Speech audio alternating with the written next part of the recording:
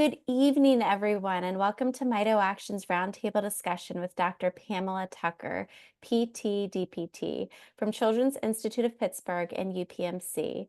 Tonight, Pamela Tucker is with us to help us better understand serial casting and toe walking. My name is Stephanie Harry. I'm a parent of a teen with LCHAD and a patient support coordinator at Mito Action, and I'll be your host for this evening. Tonight's discussion will be recorded and available on the Mito Action website in the coming days. This space is a little different than our traditional expert series. We set this call up as a Zoom meeting, which means that you have both video and audio access. We encourage you to turn your videos on if you would like, but please keep yourself muted throughout the presentation, as this will give everyone a more pleasurable experience. If you have questions throughout the presentation, please put them in the chat, and I can ask them at the end of today's presentation, or if you prefer, you can raise your virtual hand or your actual hand, and I can call on you after the presentation. So without further ado, I'd like to introduce Dr. Pamela Tucker. Following her undergraduate studies at Duke University, Pamela Tucker obtained her Doctor of Physical Therapy degree from Franklin Pierce University. Her clinical experience includes the management of outpatient and inpatient rehabilitation of infant, pediatric, and adult populations. She is a senior physical therapist at the Children's Institute of Pittsburgh and UPMC with specialties in pediatric, neurological, vestibular, and concussion interventions. Her research interests include physical therapy interventions for children with inherited metabolic disorders, aquatic physical therapy, which if you didn't catch her presentation last month, I encourage you to go ahead and check that out. It's posted on our website. Concussion management and robotic-assisted mobility training. Dr. Tucker is currently working on a physical therapy protocol for recovering from rhabdomyolysis. Thank you so much, Pamela, for joining us tonight. We're so excited to learn all that you have to share. You're always a bundle of wisdom and are really great with sharing your knowledge with us. So thanks so much for joining us tonight. Well, thank you very much for having me. I'm excited to be here and share some about serial casting. So I'll start sharing my screen.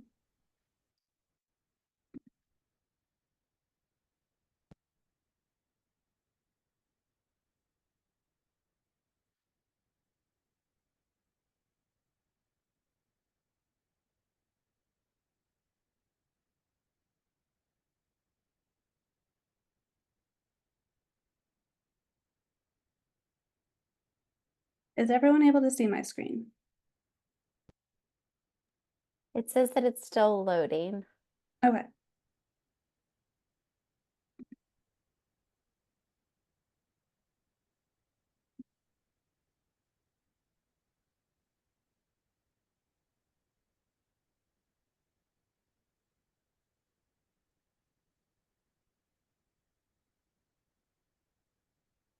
There we go. Perfect. So today I'll be talking about serial casting, which is a technique that physical therapists use to address hypomobility. In this instance, I'm going to be focusing on the lower extremities, most notably the calf and ankle musculature. It can be used on other parts of your body, but for the purpose of today's talk, this is the area I'll be focusing on.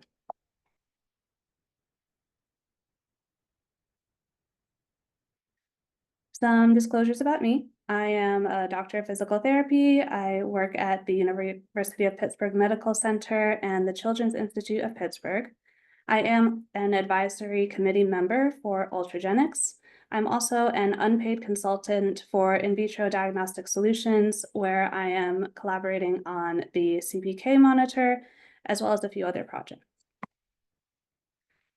For today's discussion, I want to go over generally what serial casting is, its effectiveness and why it works, the clinical process of getting serial casted, and the indications, contraindications that we go through before we consider casting.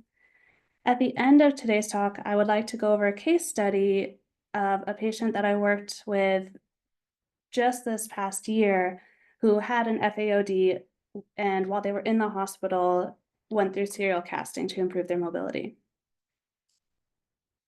So first of all, what is serial casting? It is a series of progressive casts that a physical therapist will put on an extremity with the goal of progressively positioning your joint for increased range of motion. It uses physiological principles of adaptation to elongate tissues and generate new cells. So this is an intervention that actually changes the orientation of the sarcomeres, which if you look in the bottom right corner, that's the smallest unit, the smallest acting unit of your muscle. So if you break it down to the muscles, the muscle bundles, the fibers, the fascicles, that's the smallest unit that we're working with. And we're elongating and rearranging how it's oriented. The uppermost picture is that series of casts. So you can see how we gradually increase the range until ideally we get a heel toe gait progression. There are multiple different techniques for casting. For instance, therapists, both OT and PT, can use soft cast with plaster for wound healing or to address contractures. There's another technique that involves repositioning hip dysplasia in infants. It's a Ponseti method. This is typically done by PT, though some MDs do this also. Upper extremity casting is typically done by occupational therapists, and it's usually constraint-induced therapy. And the goal with that is most often after a stroke, if someone has lost some function on one side of their body, we may cast the strong extremity to encourage movement on their opposite side. For lower extremities, that casting is done by physical therapists, and it can include several different techniques and materials, such as soft fiberglass and or polyester cast tape. The process to get in for serial casting starts with your physician, who refers you to physical therapy. The PT or OT will evaluate you to determine if you are appropriate for casting and make a plan of care. Then you will come in and each week get a new cast put on you. This is a walking cast, and we encourage you to do all your usual activities. We actually want multiple thousands of compressive loads each day, ideally through the heel, weight bearing through your heel to elongate that tissue. After you're done with casting, we work together to develop a home exercise program and a post-cast plan of care. And that's usually an outpatient therapy. As I mentioned before, this can also be done in acute therapy, but primarily outpatient therapists are the ones doing this. So the big question is, why does it work? Why don't we just stretch? So our casts, what we set them at is something called the R1. We use a scale called the Tardieu scale, where R1 is the first resistance that is felt when you stretch yourself. For instance, if you were to stand up and keeping your feet on the ground, shift your weight forward without letting your heel rise, that first resistance that you feel is the equivalent of your R1. The extra range that you can gain, so pushing past that point, is your R2. R1 is where we all function with our mobility. That's the functional length of our muscle, and that is where I aim my goals to get to a level where people can walk over thresholds. They can step up curbs, they can clear their toe when they're stepping through when they walk.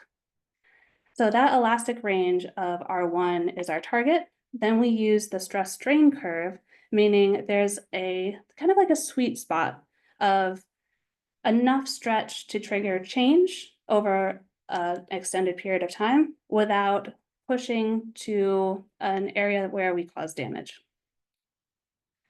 We also aim to remodel the structure of the muscle, as I mentioned before. This technique uses low load, long duration stretch on the muscle to create tension in the muscle and rearrange the sarcomeres.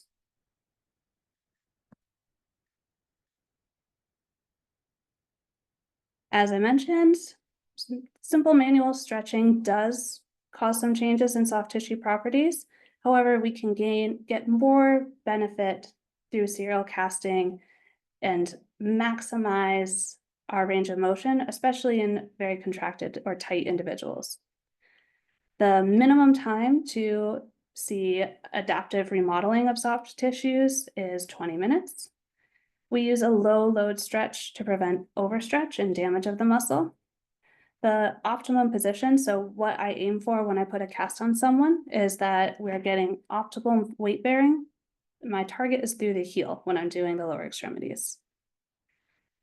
To get into casting, you must have appropriate clearance and the patient must be comfortable. So that's something where communication between anyone who comes to me for casting and me is really important to know I'm working in an area of comfort and we're getting good outcomes.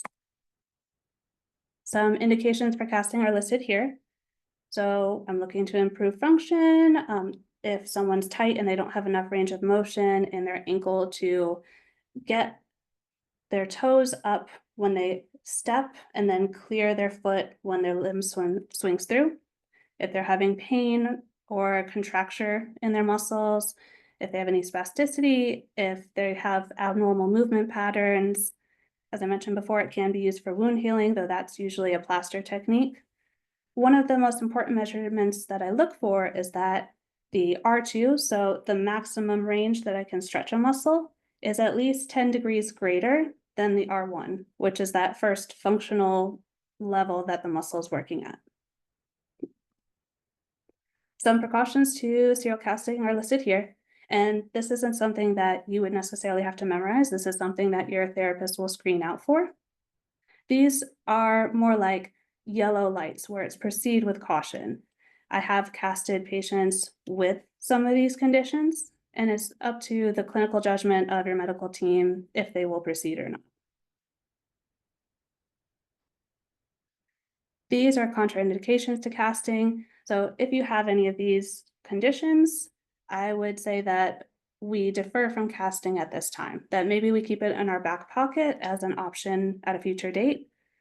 But if you, for instance, have an unresolved fracture, I am not going to put a walking cast on you and have you wait there through a non-union fracture.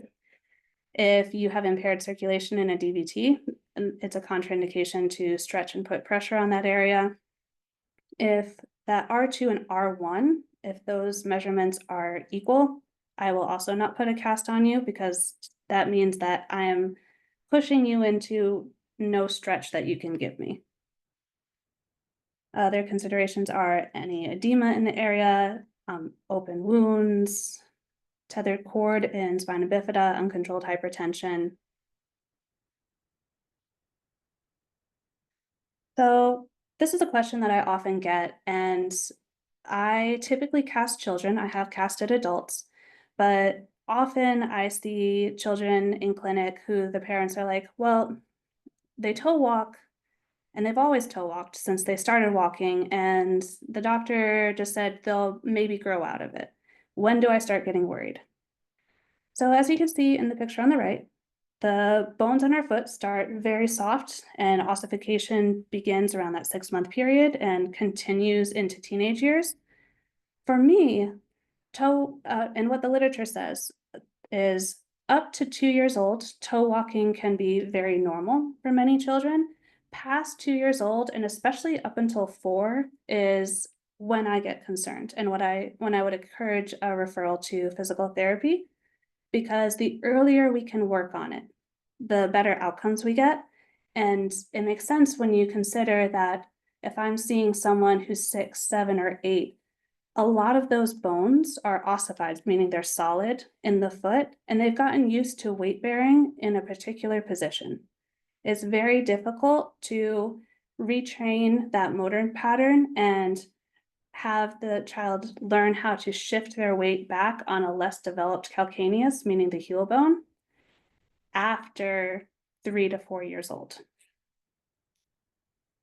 On the left, you'll see something called a SureStep SMO. So this is a submalleolar orthotic. It's used after casting to help encourage a heel-toe gait pattern.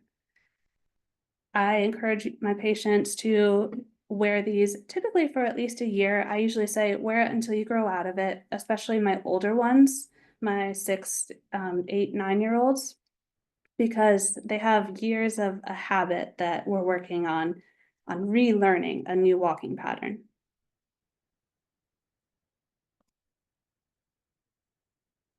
Here you can see a timeline of gait progression. So if any of you have children, you've probably seen that they walk a little like drunken cowboys.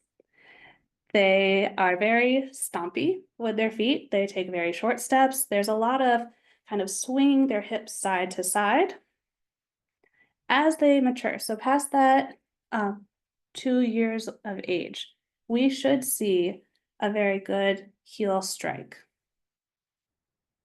And we should see an improvement of that knee flexion, meaning that bent knee and gait.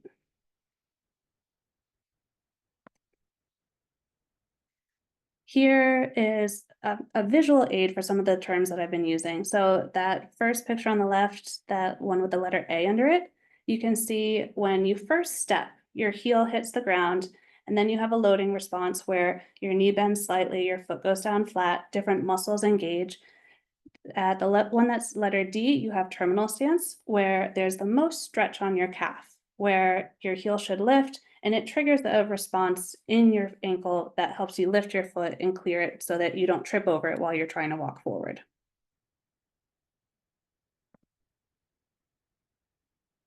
So these are the things that we try to work on in therapy. What we found in the literature and in clinical practice is that functional gains from using physical therapy and casting last an average of 2 years after this treatment. And we see an increase in the passive movement, meaning if I were to stretch someone's foot into dorsiflexion, meaning toes are coming up to 3 years after a combination of therapy, so PT, casting, and Botox. Now, what I tell families is our bones grow faster than our muscles, which means that we're sort of like tight rubber bands, where a child who toe walks may toe walk again after a growth spurt, especially if they don't stay on top of stretches or using their SMOs. What we do is another round of casting, but the kids who have gone through this tend to do really well because they know the program, they know what to expect. And usually the first round of casting is the longest.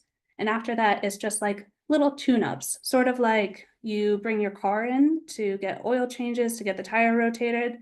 We just do a little ankle stretch and balance gait tune-up.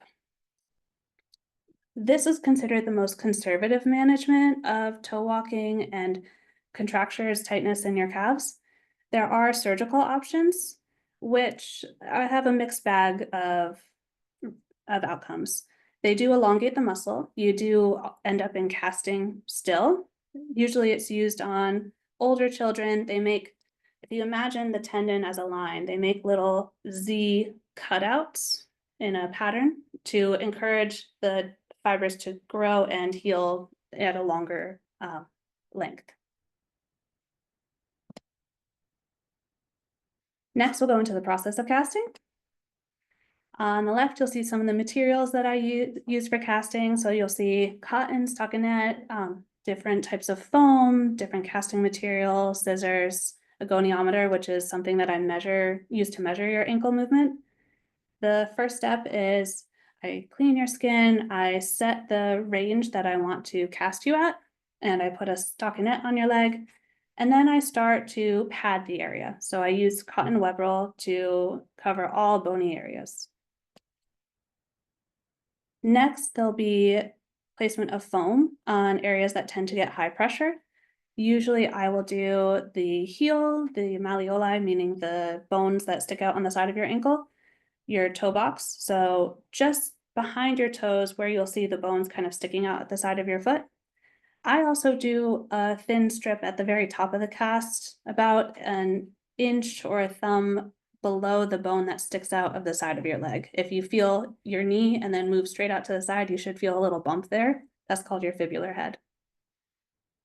After the foam, I put another layer of cotton on, and then I start putting the cast material on. So this will differ a little bit depending on your age. Younger children, so children 5 and under, I can do a mostly soft cast technique where I do a few layers of soft cast and then I do a reinforcement of hard cast in an L shape to hold the stretch, followed by more soft cast. This cast is removable. The downside is once it comes off, it stays off. It's not something that you can put back on. Once you're past 5 and you get a little older, our bodies get bigger and we get stronger, I switched to a different technique that uses more hard cast material. I do still make this cast removable. How I do it is I will do layers of hard cast and then I split it with a cast saw. Now, this saw, it can be a little intimidating for kids. It can't cut you, it's a safety saw, but it can burn if the child moves too much and gets too agitated. It is very loud. I tell families it's like a very loud vacuum cleaner, and it's a little daunting to look at, and they can feel the vibration. Once I split the cast, I cover it with soft cast material that then the family is able to take off at home. That peels off sort of like duct tape, and then the hard cast splits apart. And we would do that each week. Usually it's 6 to 8 weeks that I tell families that we'll do casting. And after that, we follow it with outpatient physical therapy. After casting, it's really important that we do different exercises. So daily stretching on an incline board, doing self stretches, wearing nightly bivalves. So that is a hard cast that I've custom made for you, but it is something that you can take on and take off. So I use Velcro straps to make it adjustable. It's not a walking cast like the cast that you had worn before, but you wear it at night to prevent the muscle from tightening up and losing some of that mobility that you gained. Some strengthening exercises are focused on the glutes, the calves, and the core. And I've listed a few examples of things that I do with children and adults in clinic. I should have added the adults that I've casted have primarily been patients post-stroke. And they've been mostly people looking to either improve their gait or stability or to get back to running because you need quite a bit of mobility in your calf for that dynamic push off. Next up, I'd like to go into a case study. This was a 5-year-old female. She presented to UPMC Children's in the fall of last year. Her diagnoses included cardiac failure. She was awaiting a heart transplant. She was VLCAD positive. She was also experiencing rhabdomyolysis, and she had autism, and she was nonverbal. She had quite an array of services, including PM&R, metabolics, genetics, nutrition, and internal medicine. The team's concerns and why I was consulted, because I did not personally treat this patient, but I was consulted and involved in her plan of care, was her metabolic fragility. Her CK levels were continuously elevated over 300,000. Her volume load in the setting of heart failure, and her poor tolerance for mobility. Here you can see some of the goals that we had for this patient. So we were looking to improve her ankle range of motion, improve her ability to walk at least 350 feet with stable vitals, have her be able to participate in at least 20 minutes of therapeutic activities with stable vitals, jump forward target distance, jumping and landing with 2 feet, and going up and down 12 stairs. These were goals made by an acute care therapist with the aim of getting this child back home. The child participated in 6 casts. She did normalize her gait mechanics and normalized her ankle range of motion, so she met those goals. And she improved her ankle balance strategies. So she was able to walk over things like grassy surfaces, over mats, without stumbling and having to rely on mom and dad. She was discharged to home with close follow-up from the Johns Hopkins genetics team. She was very strongly encouraged to follow up with a pediatric physical therapist to maintain this range of motion and gait gain and reduce her risk of regression. So some conclusions about serial casting and physical therapy.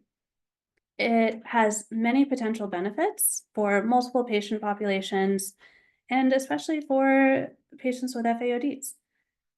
Potential gains include improving the range of motion, improved pain management, improved flexibility, more efficiency in gait for energy conservation, and improved balance strategies.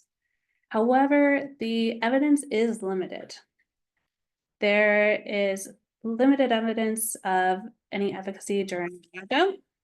There's no current clinical practice guideline of if serial casting should be used during metabolic crises, and further study is absolutely needed. Here you can see some of my references.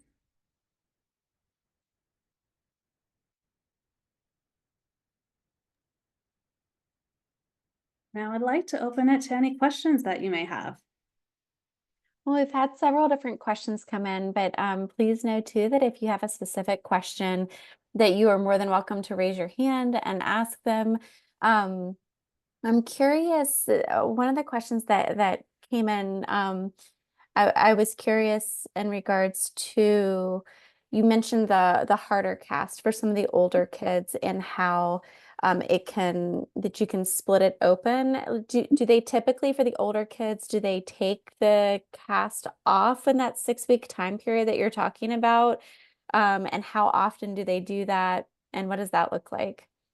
Yes, so the like I said, I make all of my casts removable, and my reason is that if anything happens, I want families to be able to take it off at home and not have to go to an emergency room and get someone with a cast saw to have to cut it off. The hard cast, just like the soft cast, unfortunately can't go back on after it's been taken off. It also cannot get wet. That's another downside. Um, if the cast gets wet at all, I strongly encourage patients and families just to take it off, and I completely understand. I have had a family that sometimes children do like the feel of the cast. They like the weight of it, and it just gives you like global proprioceptive input to the leg. I had one family that they hiked all of Niagara Falls in the cast, which was a bit ambitious. And unfortunately, this was a kiddo who did like the feel of the cast, so he left it on. And when he came into clinic and he still had the cast on, I started taking it off. And that was a not great situation because water had gotten into the cast and it was right next to his skin. So his skin ended up being very fragile and macerated. So meaning it was like if you've been in a pool for a very long time, you know how your skin gets very um, soft and white, and it was not intact, and we could not continue casting for, I think, 2 weeks while his skin healed. So I encourage families to do this, to plan ahead. We're planning for 6 weeks of casting. Each week, I make a new cast, but I encourage you the night before or the day before to take the cast off and have a break, to get a nice shower, to take a bath, scrub your leg, let your skin breathe, practice walking a little because it will feel pretty strange. And I tell families, please don't be concerned if they walk around like baby giraffes learning how to walk, because that's all very normal.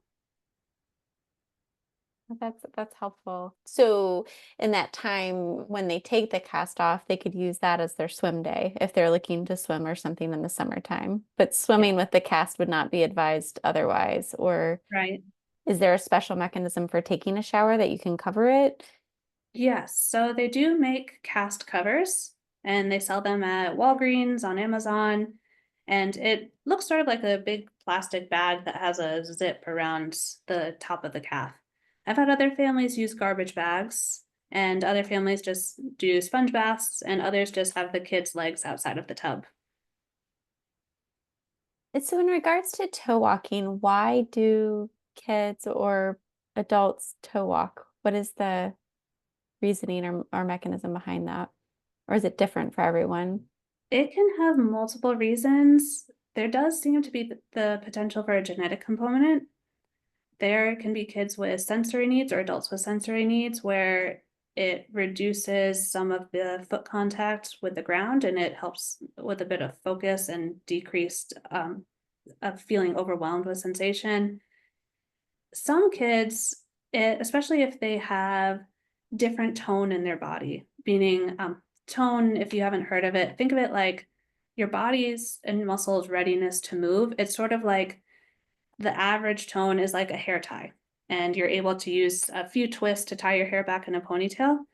Low tone is like a really stretched out hair tie or rubber band where it still works, but it takes more work. You have to loop it around multiple times to get it to hold that ponytail. A person with high tone would have a really tight rubber band that it also still works, but you have to really stretch it out to get it to work. So some kids, when they have different levels of tone, they find other ways of moving that to us, once we become adults, we think, this is wild. Why it's so hard to stay balanced on your toes. Why would you walk this way? But they can use it for a bit more momentum. So when they're learning how to walk, going on your toes actually saves you from engaging your core and your glutes as much. So to them, at that point, it is more efficient because they're able to rock up on their toes, tip forward to step. The problem is that once they get a little older, if they've stayed in that motor pattern and now they're 3, 4, 5, their bones are ossified in that position and they have very weak cores and glutes, and then they're losing energy because they're trying to do higher level skills to keep up with their peers, like riding a bike, running, jumping, skipping. That is very difficult for them to do. So if you are older, like if they hadn't caught the toe walking early, or let's say you have an energy deficiency, like mitochondrial disease, and so maybe it doesn't progress until you get older. So, well, maybe the first question then is, does that change like how I think you said ossification, like in regards to like if you just started experiencing it more at age 8 because of an energy deficiency versus it's something that's progressed, like will you not have that ossification issue going on? Does that affect that or? So your bones should have ossified in a typical pattern. And you can tell usually someone who has toe walked for a long time, if you look at their heels, it will actually be quite a bit smaller than someone who, once they learned how to walk, they did weight bearing through their heel and had that compressive force. So someone, if they were older, walked pretty typically, but then they became contracted. If they met other criteria, like if I had some flexibility in the muscle tissue to stretch into it, I would think trying serial casting would be worthwhile. And that seems to be at least what this case study indicates. And Mhm. it's true that a case study is a single person, so it can't be generalized to the whole population, but it seems like looking into it a little bit more might be very helpful and interesting. So, and another patient asked, they asked if you could explain a little bit about the older kids with the Z-shaped cutting to elongate the muscle. Can you speak to how that works? And then I'm also curious, like, can you try serial casting and then if it doesn't work, then move to that? Like, will some people push to like try the surgery before the serial casting and what's the reasoning behind that? So forgive my art for just a second.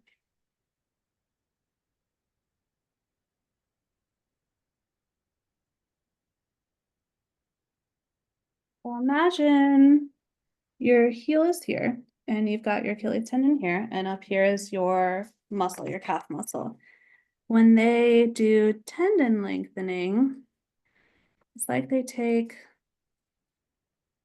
little snips out in this sort of zigzag Z pattern. And the purpose is to cause a micro trauma that then in the healing process, more tissue stretches out to fill that gap. Usually that happens after conservative measures have failed. So I would say, and that's what the clinical practice guidelines tell us. Definitely try physical therapy, try more conservative things, try serial casting, try Botox with serial casting first. And if that's failed, then consider surgery because surgery comes with its own risks. Mhm. I do have families that once the children are a bit older, 8, 9, or 10, they do see surgery as potentially a quick fix. Fortunately, I do feel like it has its own issues where you do end up in a cast still for several weeks while you're healing, and there is a pain aspect of managing that, and still you need physical therapy to relearn how to walk with that elongated muscle. Because once you come out of any casting, it's sort of like trying to walk with stretched out rubber bands again. It's very strange, and you have to shift where you have been weight bearing and your core, your center balance.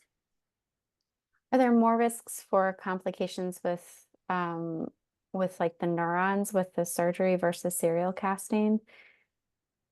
Like neuron damage because you're actually cutting into an area versus, or are there similar issues with the serial casting? Oh, so serial casting has minimal risk to neuron damage. We're just aiming to elongate the muscles. Any surgery does have the risk of potentially causing damage to a nerve that's traveling through that area. And that just is with any surgery, I would say. This is much less invasive, which is why it's considered very conservative. So for calf strengthening, this person asked for calf strengthening. What is a BAPS board? I'm not going to pronounce these correctly. A tibialis anterior strengthening. So a BAPS board is something, think of it like a giant oval that it has a rocker, so kind of like a circular support on the bottom that comes in different sizes. So after someone has had an ankle injury, I might have them put their foot on the board and just work on controlling their movement of tipping their foot front and back, side to side, into circles. And then you progress it and you make that surface smaller, so they have to have more fine-tuned control of that movement. The tibialis anterior, that's the muscle at the very front of your calf. So if you wiggle your ankles up and down, the muscle that you feel turn on to lift your foot up, that's called your tibialis anterior. So different exercises I do to strengthen that is big shoe walking. So I'll have children walk in like dad shoes or swim flippers that they really have to pick their toes up. I'll have them hook their feet in like the underside of a cabinet and do different balance exercises. So they're holding their bodies up using their feet in that way. So you mentioned some possible contraindications with serial casting. And so there's a couple of questions about that. One is in regards to muscle weakness. They were asking, can you have muscle dominance where it's easier to balance on one side without it being considered a muscle weakness? You can definitely have dominance. We all actually do have a dominant side. It may not be the same side in our legs that it is in our hands, but all of us, we do have that, and that's not necessarily considered weak. Yes, maybe if we tested, you might have slight weakness compared to your dominant side, but that wouldn't be a screen out for casting. Is toe walking the only symptom of muscle weakness that you see? Is that like primarily the for the lower extremities? Um, are you asking if I see patients other than toe walkers, or could you clarify the question? Yeah, yeah. The patient that asked it, I wonder if they could clarify that question. Okay, you had mentioned, Pam, like that you're because you keep going back like to toe walking, and then you said like at around age two, a lot of kids will grow out of it, and so I guess I was just wondering because I feel like maybe we started there, but then we kind of maybe didn't get into the correct heel, like toe heel placement. So I guess I was just wondering if for serial casting, like um, are you just looking at because you referenced toe walking a lot, but as the kids get bigger, they're not walking on their toes as much. And so I guess I was just wondering about um, the possible other conditions for the serial casting. I know it's to like elongate the muscles. Yes, okay, I understand. Yes, so other conditions that I will use serial casting for are strokes, both adult and pediatric, cerebral palsy, both adult and pediatric I've done casting for, Duchenne muscular dystrophy, and I don't know if you're familiar with that one, but that's a condition that affects young men where they get pseudohypertrophy in their calves. It's a progressive condition where they gradually lose function. Unfortunately, it is a terminal illness right now, until we have more research to hopefully come up with a cure. I'm actually currently casting a young man with this condition who's 8. Um, and I'm casting him because he is no longer able to walk. But my goal for him is that he can have a bit more independence with his self-care. I would like him to be able to, for instance, be able to stand up after using the restroom and be able to do hygiene. He can't do any standing at this point because he is so contracted in his calves. And it's very painful for him, and he can no longer tolerate any stretching to his calves. So my goal for him is that we can at least get his foot flat, although we will not aim for heel toe gait because, as I mentioned, it's a progressive condition. Do you have any follow-up questions, Kim, to that?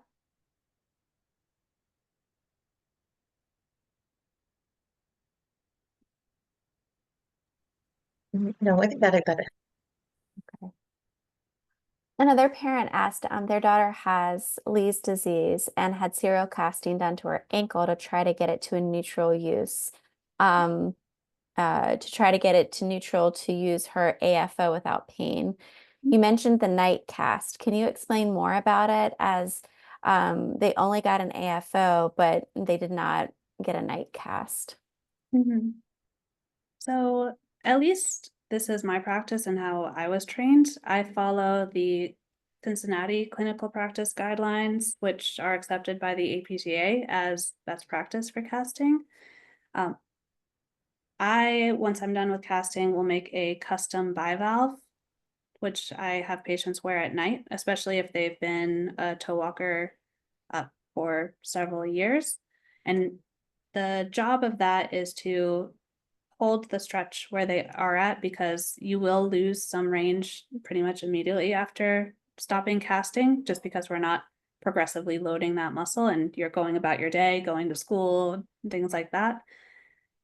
If you're in AFOs and if you're not seeing regression in your range, and I would just ask your therapist and like check on how the walking is feeling and looking, then it seems like maybe they made the clinical decision that the bivalves weren't necessary if there was enough stretch happening with the AFOs. This is just the practice that I follow. This is my daughter. I'm talking about the one with the Leigh disease. I thank you, Pam, for your information. My daughter doesn't walk. She's using a wheelchair, but we used the serial casting to help with her very tight ankle that was hard for me to get in the AFOs. And then she was have like pressure sores because her tone was, with Botox also was not like, it's on and off, like, it wears out fast. So she did had serial casting when she was younger on the left ankle, and that was successful. That was like, about she was 10 years old, and that was like lasted maybe like what was it, 6 to 8 weeks, and her leg like are, even though like, we still use the AFOs, but I can stretch her like, like on like inward, outward, up and down on the left fine. Then she started having problems actually on the right leg when she got older. And I think I wrote also in the note that when she was about 13 or 14, we tried to do the knee stretching. So she had like a full leg kind of casting, so we can avoid, the the thigh muscle surgery. But she ended up getting some pressure sores, and we, just stopped the whole serial casting for that, and we never went back because like her skin was very sensitive. Okay. But since her right leg's been having a hard time, and like really like right by the ankle, you see the bone sticking because her leg would just turn outward so much, and it was hard for me to put it in the AFOs. And we asked for serial casting for about a couple of years, and they decided finally to approve it. So we did actually, I think, pretty much about, I think, close to 3 months we ended up going, because there were 3 areas that they were working on. I think was like trying to go inward and like tilt it to be neutral, and there's another, like there were 3 different areas they were trying to correct on her right ankle. And it is closer to neutral now. I can like little bit stretch it to the inward, but like if I don't have her in the brace, like her leg just goes back like right away tight. And I was wondering about the night thing because like I remember them mentioning something like if your insurance will cover that, or else you would use the same AFOs that she's using, day and night. But that was uncomfortable, and like her legs would be sweaty, and like in the morning, and like actually somehow when she woke up in the morning, her legs would be more red than if she wore them just at night, comparing to just the day. So I wasn't sure how like that would like you said, like you do a bivalve cast or something. But we finished this back in November, so like it's been about like 5 months now, 6 months that we've won, and her legs still like give me a hard time if she's not in an AFOs. But it did help her a little bit. I want to say, like, with the so that I can stretch it. Before it was very hard for me to like, even to try to get it to neutral. But now I can get it to neutral, but it's starting to get tighter. And you mentioned something about maintenance, like, so like how many, like, is it like a year or so that if I see it's losing it again, do we go back, suggest to the doctor to go back and do like another, maybe shorter term, not 3 months, but like, like said, the 6 to 8 weeks, is that something you suggest, or like something you would think that would be beneficial? So I'm sorry that that casting was so long, and I'm very sorry that she had the pressure sores from that because Yeah. it's just painful, and I'm just sorry that was her experience. Uh, so my thought for her, if I was seeing her and she came back, would be to maybe actually try a series of bivalves. And I've done this with some patients that have very sensitive skin or are having trouble tolerating or progressing with the casts. So it's worn at night and it's like the serial cast, but instead of a walking cast, we start with just wearing it at night and gaining a slightly less stretch, but still a stretch a little bit more each week until we can get into serial casting. That would be something that I would consider trying. It sounds like the night splint they were debating, there is an over-the-counter one that is not custom that some insurances do cover. I think Okay. I've only had one or two patients that have been able to get those. So I can't talk too much on their overall efficiency, but it seemed like they tolerated those pretty well. I'm a bit of a fan of something custom made to someone's foot, especially if Yeah, I someone, know. yeah. Yeah, I would agree because her like foot and like there's different like sensitive areas, like the ankle, the toes, they all like different areas. Like something have to be like custom, to her different tone. Like she have spasticity, dystonia. Like sometimes her toes goes up, sometimes they go down. And the way they like turn is different. So like they have to be, like you said, custom to her, like where her pressure areas are. And we struggle with the new AFOs. We had to go like for like few appointments for them to like able to for her to tolerate after the serial casting 3 months that she spent in. But they fit now. Okay, that's my question is like what's the night, because I don't want her to lose it as much. But then again, I can't use those AFOs too much on her. We to give her like little breaks, like you said, and she goes in the standard NM. Um, but I'm feeling that like the effect of it are a little bit wearing off now. Like I'm feeling like more tightness and like when we started. But not as It much. might be a good time. It might be a good time to consider going back to therapy. I Okay. don't know if she's someone who's had Botox injections before, but that would be Yeah. something I would consider trying. Yeah, I think her doctor actually is gonna go back to the Botox because she missed a couple when she was in the cast, and she said next time in June we're gonna try to give something for the ankle again. That she used to give Botox, and okay, yeah, I'll ask her again about that. You said what is it called? Bivalves. Bivalves. Okay.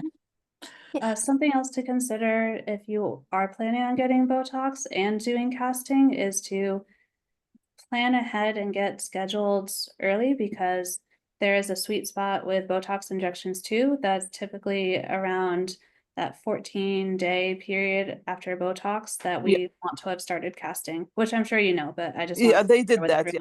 Yeah, everyone. we were like we couldn't do it like a couple of times because like there was no openings and we had to wait for the next round of Botox.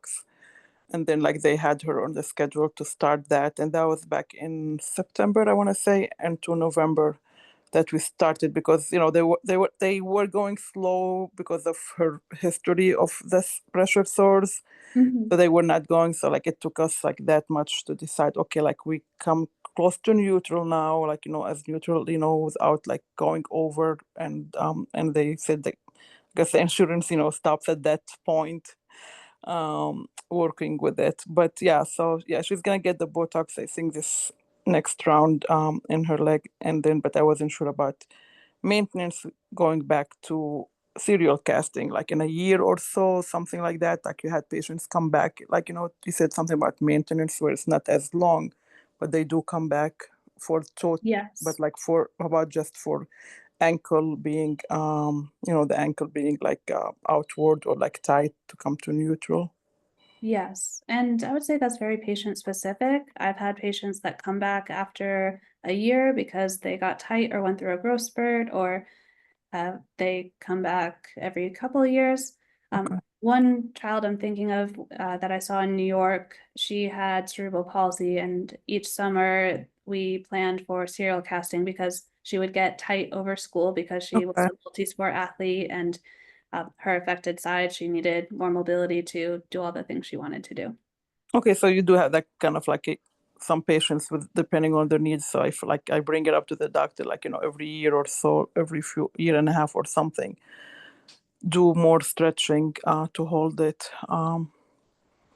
Yes. maintaining it. Okay, well, that's a good point. We can bring next month to her. All right, thank you so much. You're welcome. I really appreciate you sharing your story too, because it's definitely stirred some extra questions and the chat, and Of just really course, appreciate you sharing yeah. some of the questions that came through while you were sharing, that maybe others that are a little bit less familiar with serial casting, as they were asking, what is a bivalve, what's an AFO, and can you explain a little bit about what Botox does? Sure. So a bivalve is just a name for a cast that you wear at nighttime. It's made out of the same material. It's just removable and you can put it back on. The problem is that you can't walk with it. You can't go through your normal day with it. It's designed to maintain the stretch that you've gained and prevent you from tightening up. Because usually as we go about during our days and we're running to and fro, we're doing things for school or work or errands, our muscles get tight. I'm sure we all feel that before we go to bed at night. And the job of the bivalve is to try to help keep you in a good range without letting that tightness build up and build up. I tell families it's something that if you need to get up in the middle of the night and use the restroom, it's okay for that, but beyond that, it's not meant to be walked in. Okay. And then Botox, that was the next question, right? Or Or AFO. I don't know which you want Okay. to talk about first. So there are different orthotics. A lot of us think of orthotics as like the inserts that go in our shoes that help if you are flat feet or if you round your arches too much. And those are a type of orthotic. They make more supportive orthotics such as SMOs, AFOs, and it goes higher up. It's just named for the body part that it's at. So an SMO is a supramalleolar orthotic. So it covers those two bones that poke out at the side of your ankle. Those are some of the most common for toe walking, if it's just toe walking, because it stops you from being able to rock forward on your toe. It encourages you to stay in that heel to toe gait pattern. You can have more supportive orthotics. So AFOs would go higher up to just below the knee, and you can go higher up to the hip, up to the lower back. It's based on the body part that it's helping you with, and it just depends on what kind of weakness or instability that you have or tightness. So Botox, think of how your muscles work as sort of like a telephone line going from your brain to the muscle. The Botox helps interrupt some of those calls going through. So it helps the muscle relax, and that can lead to a better stretch. Or with serial casting, it can help someone who's very, very tight tolerate the cast better and get more range than we would normally. It can help the casting go a little faster too. So what if the tightness builds up, and it's not something like, how do you proceed with PT? Like if it's something that maybe built up throughout the day or it doesn't always stay the same? Is this if someone's not in PT or if someone's in PT, but they're having tightness that's keeping them from doing things? So so like I think more, you talked about growth spurts. Mhm. And so especially with that, when you have more, like when you have tighter muscles after the bones have grown and the muscles have not yet elongated.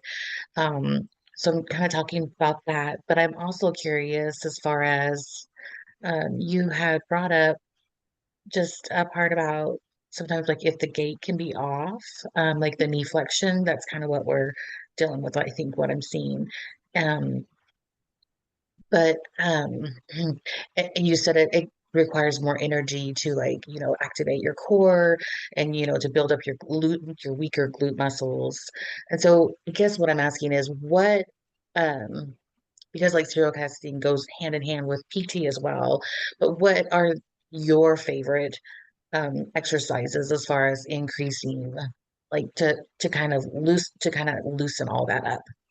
Does that Um, Focusing more and on strengthen? the Like hamstrings for that bent knee, is that what you're thinking of, or more on the calf?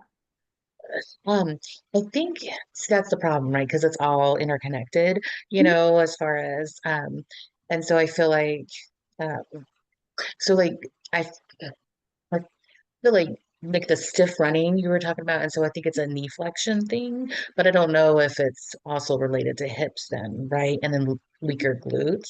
So I guess I'm asking about, and we are in PT, but the tighter heel cords or the tighter calf muscles.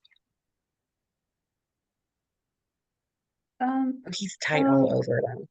okay, so I think I'm understanding. Very generally, without being able to do an examination and see Sure. where restrictions are actually coming from, I am a fan of more dynamic stretches before we're doing activities. So things uh, that like standing and touching your toe. So think of it like kind of like you're marching. Imagine you're marching in a parade, but your leg goes straight out in front of you, and it's like you're trying to touch your toe. That's a pretty good dynamic hamstring stretch. I like to get both or multiple sides of the body, so I usually follow that up with quad stretching of like butt kicks. So walking and trying to bring your heel towards your bottom. Uh, things. Another good dynamic hamstring stretch is if you get your foot in front of you and your heel's in contact with the ground, kind of making a sweeping motion. It's some people call it a bow. Some of these exercises have different names, but it's sort of like you bend forward at your hips and you try to sweep down your leg. So those before activities are some of my favorites. After activity, we know that more of the traditionally thought of stretches are a better cool down. So um, some of us might have in our gym experience things like having to do a long sit, like trying to reach and touch our toes and have it measured in a presidential fitness test, or trying to stand and like put our hands on the ground or touch our feet. Those are more static stretches. They're better for a cool down than before activity. They're still good stretches and they're still good things to use, but if you're using that before like doing a sporting event or things like that, I would try to switch things up and do more dynamic stretches. One of my favorite things for the calves is a low load, long duration calf stretch where you stand on a slight incline. You can get a little incline wedge, or I've had families kind of construct one, or you can stack up some towels and put your toes and the ball of your foot on that stack and let your heels hang backwards. and hang out there for a little while. Watch some TikTok, watch mom or dad make dinner, do some homework. If you can be there for a while, it's not the biggest stretch. We're not looking for a lot of tension on the muscle, but we're looking for that longer duration, trying to work up to 20 minutes. That's a really great stretch to do for the calf. That's very helpful. Thank you. And thank you for the reminder about the dynamic stretches pre-activity. So thank you. Of course. Pam, can you talk a little bit, you've mentioned this a little bit about casting, serial casting after strokes. What is that like, or what has that been like in your experience for patients? So often after stroke, there'll be some form of hemiparesis, meaning half of the body is affected, where it's much more difficult to move, things get tight.